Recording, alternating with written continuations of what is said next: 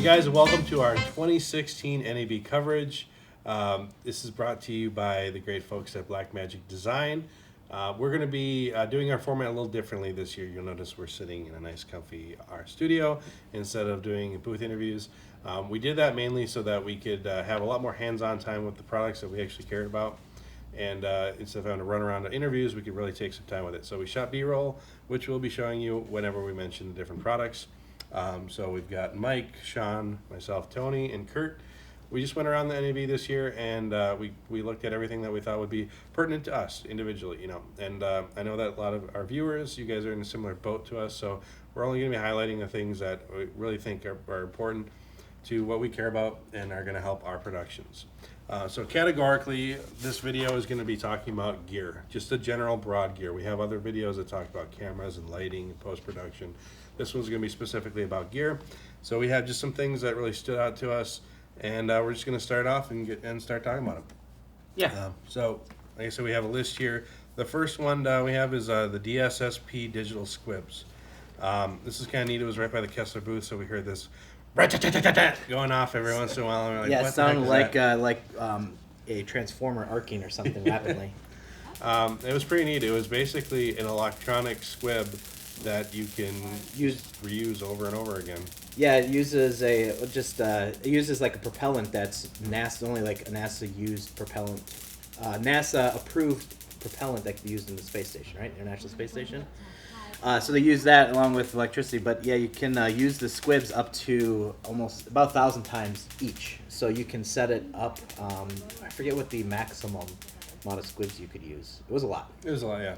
And you could buy them like in kits. I think it was like 8 per kit or something like that. Yeah, and the cool thing is that you can rent them too. Yeah, so they were kind of expensive. They were. I think for the minimum was like around $7,000-8,000. Yeah, and so I mean that does sound pricey. The key thing that you gotta note is first of all it's reusable.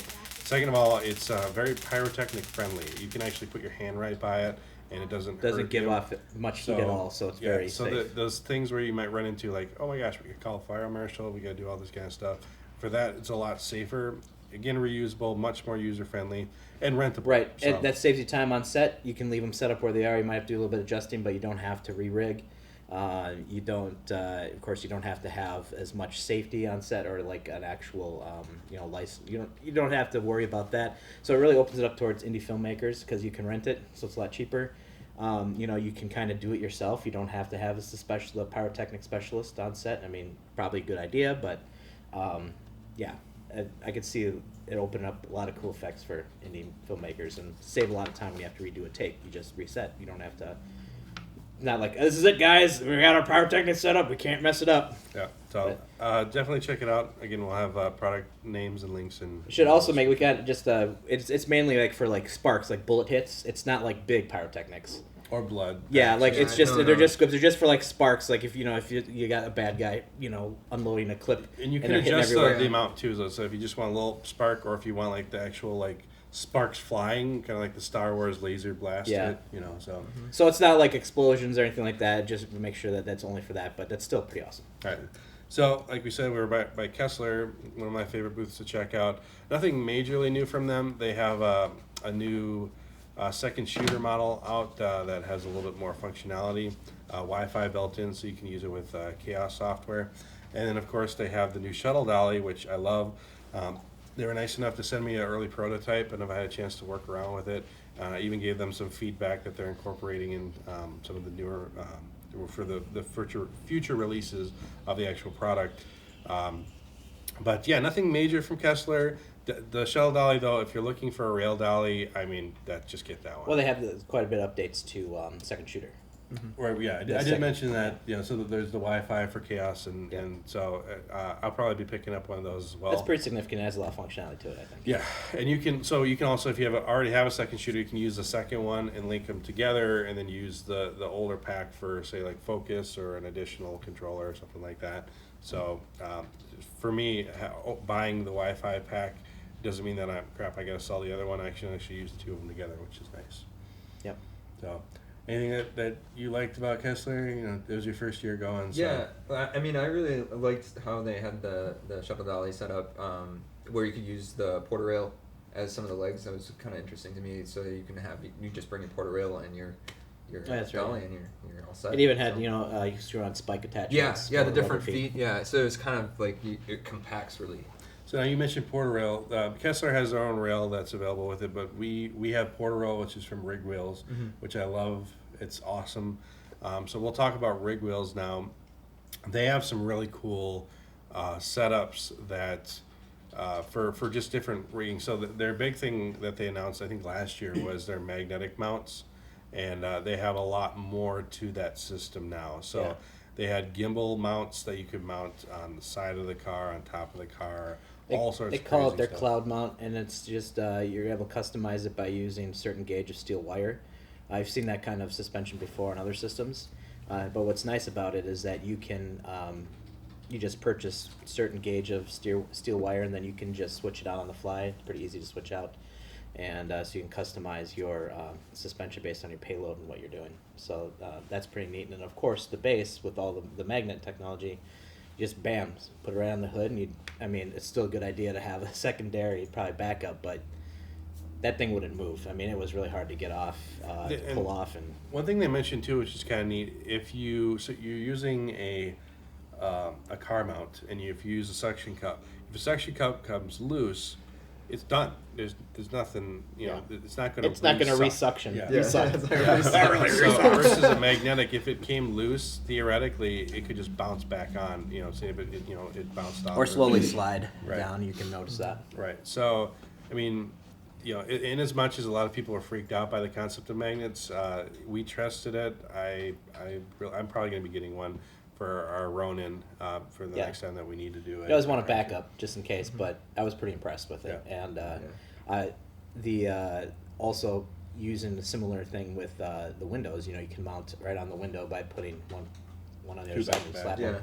And they're rubber coated, nice rubber coating and everything. So when they're pulling, they're very strong magnets, dinium or whatever they are. Yeah, It's you fine don't get 'cause much shifting. We were driving to our apartment in Yeah, we were, Vegas, and I saw like some Rigwheels car mounts on the car. I'm like, that looks like Rigwheels, and then sure enough, it's Lance. Yeah, And it's like, yeah, we're going down Las Vegas Boulevard. Yeah. So yeah, he was testing them out while he was there. There's probably some footage of that on their website. Yeah, they just took it off the hood, bam, put it on the roof, put it on the side. It was very quick. I really get, when you're shooting guerrilla and you're trying to just keep it low key so you can only use permits and stuff like that. It really helps. Yeah, I mean, we've done shoots where we had to rig up stuff very quickly, and the idea of just going pop, pop, instead of, Yeah. like undo the sections Yeah.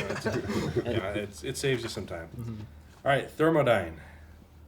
Those are the Yeah, cases. I was looking for cases for my Inspire. We're supposed to be going to Africa, to Burkina Faso, towards the end of the year for shooting Africa, and I would need a nice robust case for going there.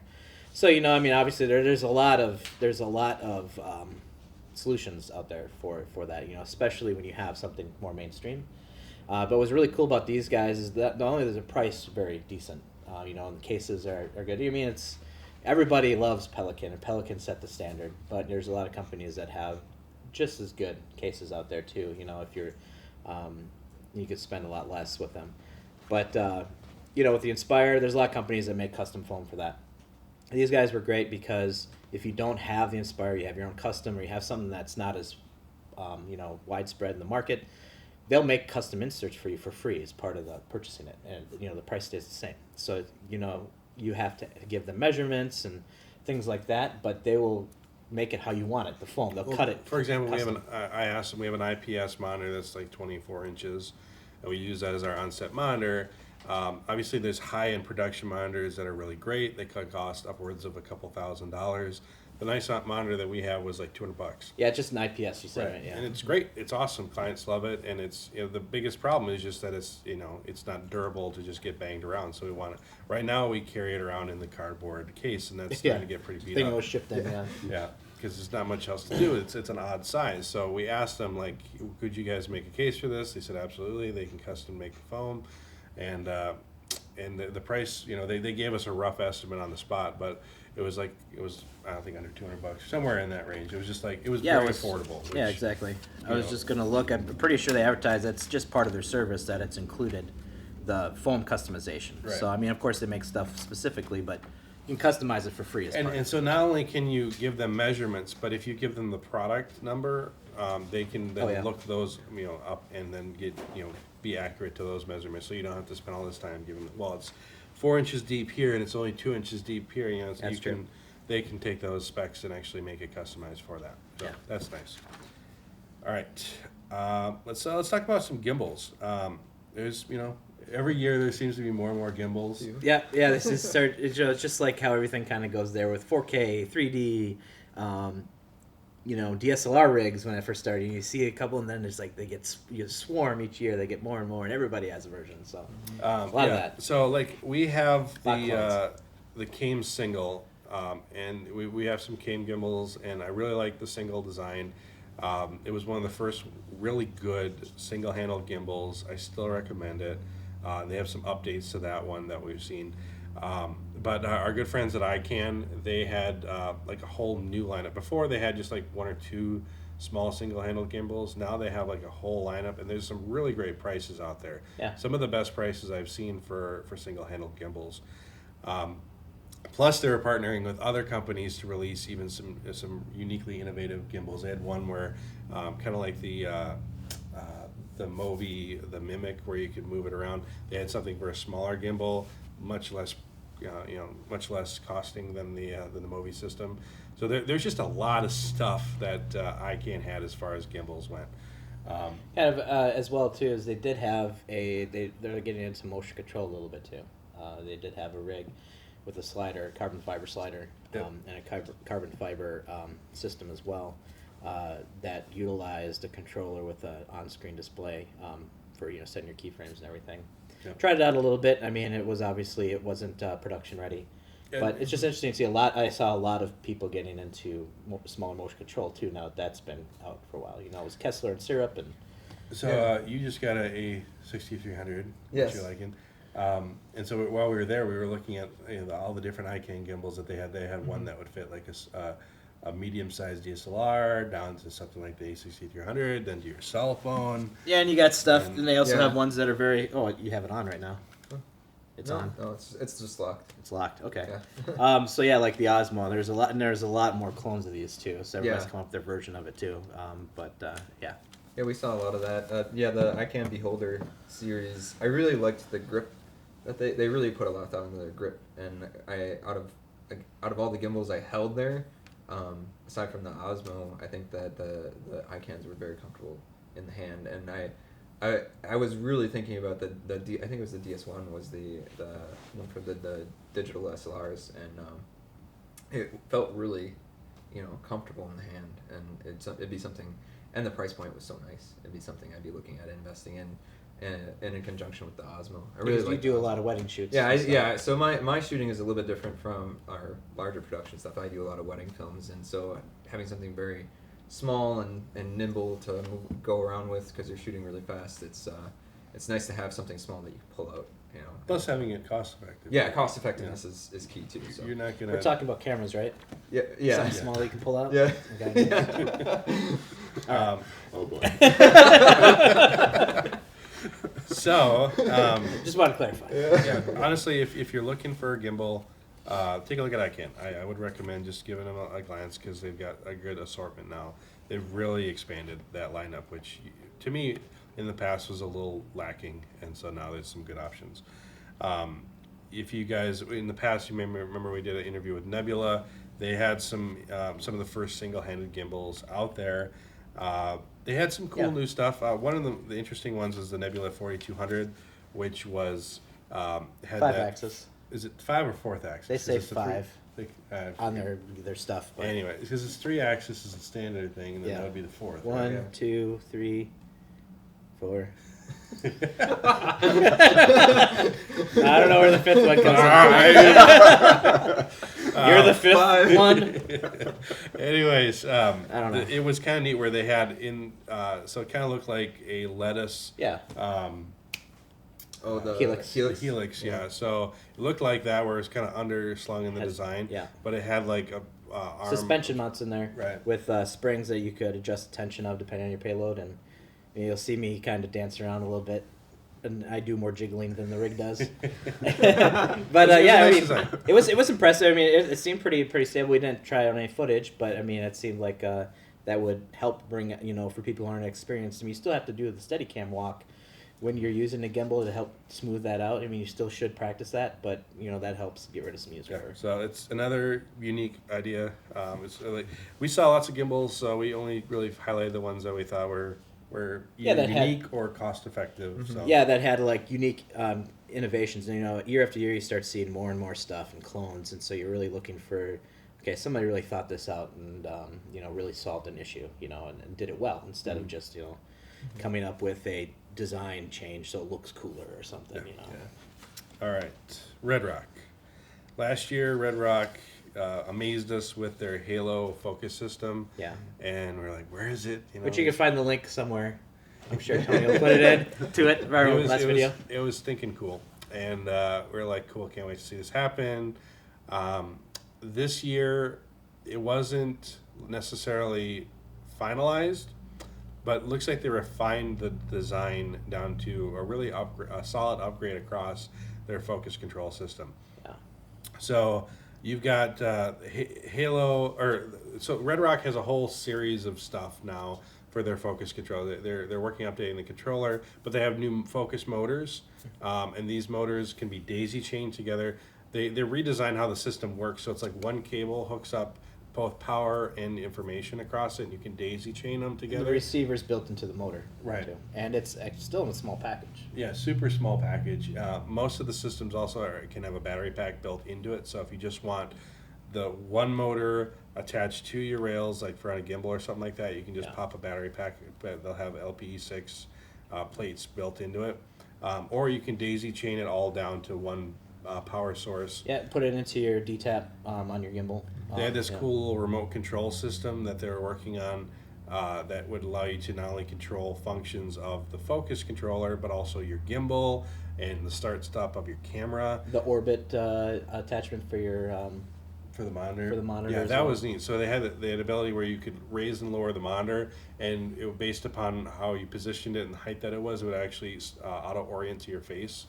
So that was really neat. Yeah. The problem that we all have if we're doing like all these quick moves and jib shots where the monitor suddenly is off axis.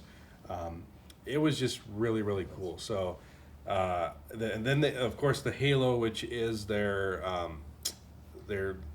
object detection, I guess you would call it. They have now two versions of that. One where it's more line of sight, similar to their rangefinder that they had in the past, but that was more... That used sonar. Yeah. This is uses LiDAR, so it's more accurate, and it integrates with the focus control system for our autofocus. They're still working on I guess they call it the Halo 360, I think. Yeah, the one where you put on the bottom, it's got the spinning LiDAR kind of scan, and that's much more involved. You can actually, pick and choose, have an operator, and actually focus on something off camera, off screen, and it walks in and they're in focus. So that one's more robust. Yeah. Another cool thing, of course, you kind of have a more of a concentrated beam with the other halo that they had for the gimbal. So if you're moving from subject to subject, you can program in how well the exponential curve uses for focus. But you can even pause the focus, reset, and then you can hit it, and it'll ramp to that focus point nicely. So that that gives you a little bit of freedom when you're moving around if you're going from subject to subject, so that it's not such a jarring fast focus moves and stuff. Yeah. So again, I'm sure they have more information on their site. Oh. And just kind of just one thing that was cool. It's a very Sean has more. it's a small feature, and it's really, they have nice LED lights on them and stuff too, like rings, halos. And those give you information, like when you hit record, they get a tally light, so you can see from off in the distance, or sometimes you don't know if you're recording.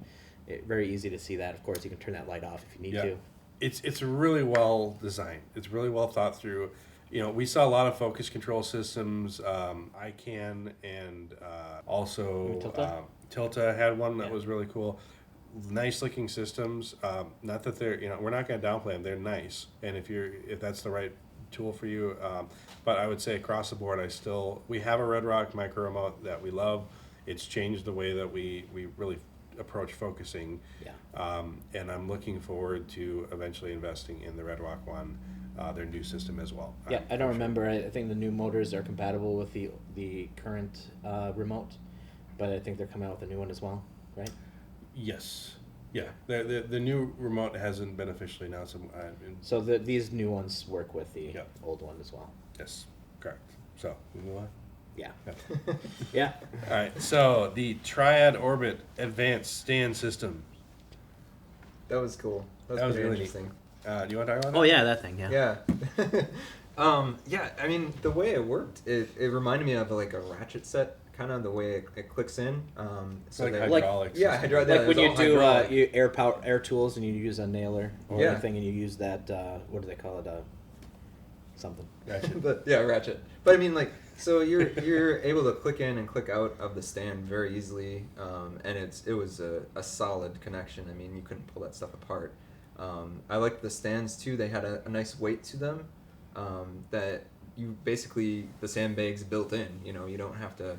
Yeah, it was sandbag stinking heavy. Yeah, it and was you're heavy. like, oh, well, man, this is inconvenient. Well, when you plop it down, the Yeah. stand's already heavy, so you don't have to lug around another sandbag. So. Yeah, so I think the modularness of it too, because it had a lot of different adapters. You could throw your iPad up on there. They had an iPad mount. I mean, there was so many options. I could see it being really well applied to churches, because originally the owner was talking to us about the intention was for like mic stands and Well, yeah, you could microphones, definitely so- tell initially that Yeah. it was designed around as a mic stand thing, because like the way his stands look, they look like mic stands. Yeah. Everything was initially designed around that, and then somebody put a baby pin on the end of it and said you need to make this as a production for video production. So he's been adapting it, and he's very open to suggestion. But it was really neat. We've gone to NAB, we've seen grip gear for years and years, and you don't see something new very often. Kupo, for example, has like probably one of the best designs of existing grip gear, but frankly, this is totally different. And if you're building a kit from scratch and you don't have a lot of that stuff, it's really would be it's an investment. It's not expensive, crazy expensive, but it isn't cheap. But if you're starting from scratch, you're looking for a really portable kit that's very versatile, I'd recommend it, because you can do everything from mic mounts to light mount, stand mounts, to widget mounts, cell phone adapter, anything you could think of. He had an adapter for it, and popping it out was really quick.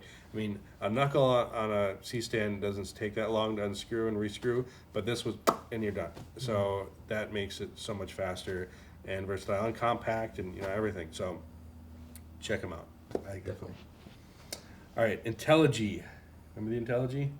A little bit. Yeah, that was neat. That was It's pretty still cool, prototype. I guess they did maybe a Kickstarter at one point, and they're releasing those at first. But this we were by the lettuce booth, and one of the guys kind of stopped us and showed it to us, and it was pretty cool.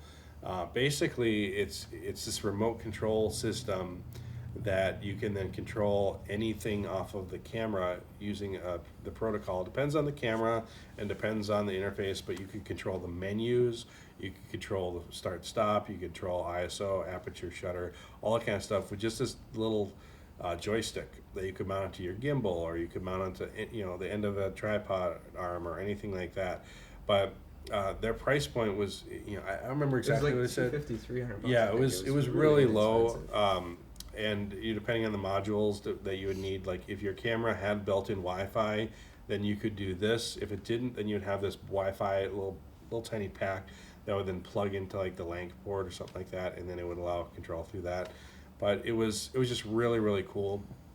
And again, if you're operating gimbal and you want to change your aperture, how do you do that? You try to fiddle with the thing. Do you turn the gimbal off? Do you leave it on and try not to jerk it as you go? It's kind of a pain. So the idea of just being able to go bam, be able to quickly change it on a remote control was very genius and something I hadn't seen. So It was really cool. That's quite Intelli-G. Intelligence. it's intelligent. yeah. Intelligent, yes. Syrp. Let's talk about them real quick. We did a review of their Genie system a while back. I like it. I said that if you're looking for a time-lapse system and you're new to it, get that. And of course, their prices continue to come down. They now have a mini which is basically a lot of the stuff that's stripped away from the main Genie, which is kind of a bigger box. Now stripped That away. had an on-screen display that you could program there, but with the Mini you would use your cell phone. You use your cell phone, Yeah, right? it's just- And now they have, which people have been begging for the longest time, a pan tilt design, which is basically just two minis with a bracket between it. Great design, awesome. Again, modular, so then you can, if you just want to get one at a time, and then you build it up. It all fit right in your camera kit. Exactly. Really small. So, just a brief mention. Again, they're still one of the leaders in time lapse for low cost, and easy to use. So I would recommend that. Tough Gaff. Well, that's Yeah, when we were there. We were over by the Kessler booth, and I just saw this out of the corner of my eye. I went and checked it out, and it was pretty neat because when obviously there's the the way usually most gaff tape, you just put a bunch on the rope, and you put it on a carabiner. And, you can put that anywhere, put it on your belt. I don't really like it, it's just, it swings around and everything. I don't know, just more of an annoyance. And I have like a tool belt that has like this little T-bar that comes off of it, which is like for hanging painter's tape on. And gaff tape is kind of heavy, so I find myself, it works, and then it Falls smacks off. in my leg and then falls off and rolls away, and then Yeah. I have to go. So, yeah, I haven't found a good system that is really ideal. So Yeah, I don't know why it didn't show up online. I looked up one time. I did a search just to see, didn't find it. Didn't find any solutions. But this was, I saw this. I was like, wow, that's really neat. So this goes on your belt here. You just grab it, use your thumb, bam, and this is the 2-inch version. So it'll hold a 2-inch tape reel. They have a 1-inch as well. And then to pull it off, you just thumb and pull it out. Of course, I don't have it on my belt, so I'm clumsy with it, but you get the idea. So that's pretty neat. So then you have that right on your belt. It's much more snug and comfortable. It's not swinging around. They do have a Velcro belt that you can get with it that you can just put on, but if you wear a belt, you don't have to worry about it. It's got this. Got a screw so you can replace that. One thing I'm going to say that only slight downside is like some plastic teeth in here. Yeah, they're sharp teeth. They're sharp enough that they could like scratch up a leather belt or something like that. So either you'd have to nub those down or wear a belt that you don't care. Yeah, about you being could get. scratched. Yeah, and you can, like I say, it looks like it's easy to replace. It's got a screw here, but they have this added on here, which I think is great too. As an AC, I don't use my gloves all the time, so I like to have them near. But they're just they have magnets on them, so they're just nice, and they're really tough on there too. So I can just let it hang around, not worry. Magnets come off of the gloves too, if that annoys you. So I just thought it was overall really great design. They've been out for a while, like they've been around for like 5 years. Just never seen them before. So Tough Gaff. They're based out of Israel, but I was really impressed. Bought one on the spot. Oh, should probably mention. So this whole setup right here with the belt attachment and then the gloves was $50. So 15 and 35. Then the belt was actually you could buy it all together for $50, but I'm too fat for the belt, so use my own belt. It's my own waist So anyways. cincher. Waist cincher. So I like that. All right, the Eclipse Rover. Oh, that's me. Well, the reason, as far as technology goes, it wasn't really anything crazy awesome or new. We had a shoot where we were looking into getting a cable cam for. It was inside of an arena for a casino. They wanted to promote their event center, and we wanted to do a large concert with a crowd. Maybe using the Phantom because it's small, I could have done like some kind of shot with that, but it's still pretty risky and dangerous to fly over people like that. It just wasn't worth the risk, so we thought, well, we could use a cable cam and to get the shot that we wanted to get. So we looked into that. You were looking for. I was digging around for a while, could not find something that was as cost effective as I'd prefer. It was kind of hovering in that $4,000 to $5,000 range. And it's not something we'd use a lot. Yeah, exactly. Mm-hmm. And we don't do a lot of event stuff, so I was a little nervous to drop the change on something like that. Plus, then we ran into a problem where they weren't going to have enough people to really fill up the venue to get the effect with a cable cam. So we just did a jib shot. But you came across. But yeah, I was looking at it, and they have the whole premise around it is they have RC cars. I've seen a lot of those too in RC cars where you have a platform where you can attach a gimbal inverted. on it and drive it around, which is cool. Not really crazy new technology or anything, but they have that, and then they, like I said, it's not really complicated. They put on these other wheels bolted on the outside that were like hollowed out. They just looked like wheels that you would you'd put on a cable or a rail, but they patented it because the way that they're applied. So you can drive the car on rails. You can just pick up pipe from Home Depot or whatever, so you can get any distance you want. So it runs on there inverted or vertical or upright. But the other thing is that you can also run it on cable, which the cost of like their professional car plus the cable brackets is like, and if you buy the cable too, I mean you're under $3,000. You're about $2,500. So the price, and it impressed me because what we were looking for just for a simple cable cam. But not only now do you have a cable cam and a rail cam, you also have an RC car that you can use in productions too if you ever need that for getting a low shot with a gimbal. So it was just using that already was just so much more cost effective and much more versatile. So that's why it stood out to me. So check it out. All right, last on the list is Edelkrone. They always have something interesting to share each year. So, Mike, why don't you start that off? Yeah, well, this was my first year at NAB, and I really liked Edelkrone's booth. There were some products I had been wanting to check out there, like the Slider 1 and the Flex Tilt Head. That kind of combo was really, exciting for me as a wedding videographer. Having a small package that you can get, this nice little slider action on is really cool. But something that was kind of fun that I saw right away was this little Povi, is what they call it. And it's just kind of clips on here, and then you can you get a little like steel plate that you can stick on your phone, and it just magnet it right to there. And so for me, I was doing a lot of social media while I was there, doing some live streaming, and so having something like this that you could do hands free and talk to people and walk about and was kind of cool. The only drawback to it is like I had just gotten a new phone. I didn't really want to put this black, steel plate on the back of my phone, and I thought about putting it on my case. So I put it in between my case and my phone, just slid it in there, and it worked pretty well. It just the magnet strength. Go jogging. Yeah, I wasn't gonna go jogging anytime soon with it on there. Plus, I have the iPhone 6s Plus, so it's a little bit heavier of a phone. So a smaller phone would have done fine, but. I thought this was kind of... Any Fallout 4 fans out there? It kind of looks like a piece of synth armor. Yeah, I was just going to say. If anybody.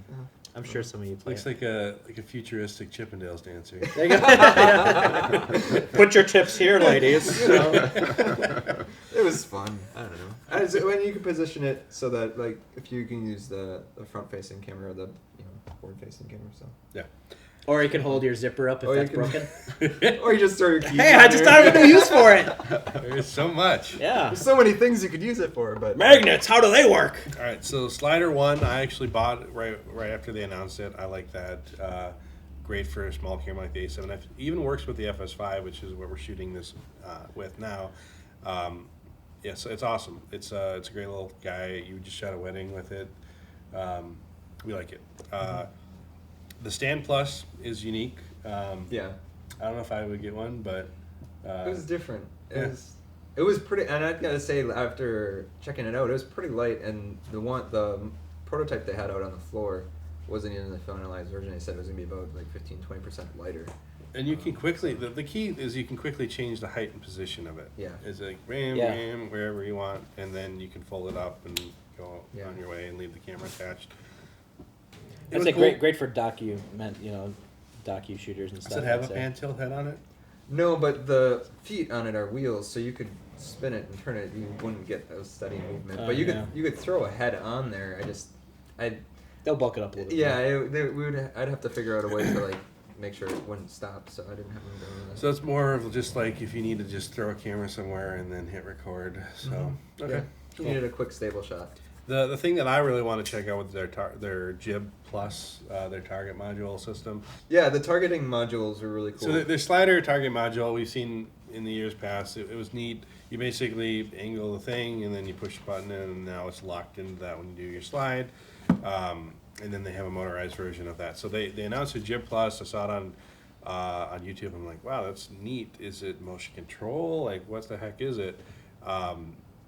So I wanted to know, and I went and checked it out, and it isn't motorized. So that, I mean, if you look at the video, you think, oh, it looks like it just runs itself. No, it doesn't. What it does do is they're similar to their other targeting system where you set a point. So say this orange right here, you would put it on there, and then you would roll away. And then you would set your point, and then you would move the camera, and you would set your point again, and and then between those 2 points, it would very accurately now know exactly where that is in the 3D space, and as you move the jib around, it would just stay positioned at that. Even with focus, that was pretty crazy. Yeah. And if it did have an issue, like it went off track, you just would tell it, you would tweak it, and then it would learn from that tweaking. So that's cool. It's still not 100% right now. They still got some fixing up to do on it, but it isn't motorized, and I don't think it can be motorized for the way that it works. It's using, because the problem that you run into with motorizing small systems like that is that its own inertia will then cause it to bobble and shake and do crazy stuff. So that is a problem if you want smooth footage. So what they're relying on is you to be the operator and you to move it. Now, smooth operator. Yeah, exactly. So all that said, if you're looking for something that'll just basically lock it and you can just be one-man operator on the back of the jib, just moving it around, it's like, I don't even have to worry about it. It's just keeping it focused. That's cool. If you're looking for something for repeatable camera motion control, that is not it. It will not do that. Well, and you'll have to look at other systems to do The that. focus is motorized, right? No, nothing is motorized. There is a focus motor, but it is still Right. The focus motor is not. It's still. it's the same system. It's just it tracks that point in Z space and X, Y, Z space, all that kind of Okay. stuff, and then as it moves, it stays positioned on that. Okay. So it's neat for that. But if say you wanted to then go to another position, you can then set another one, and you could then push a button, and now it goes to that one. But you're still manually doing the move. So cool, but not like motion control cool. So. That is it for gear. We still got plenty of other videos, so tune into the rest of our coverage. And in some of the other videos, Kurt talks. Yay. So, Yeah. He's just nice to look at. he's the pretty one. All right, so thanks for tuning in, guys. Again, thanks to Blackmagic Design for being our sponsor. Definitely check out their products. We will be mentioning them, more about them in our camera section. So stay tuned, and we'll see you in the next one. Target module system. So we have seen it before with their slider, where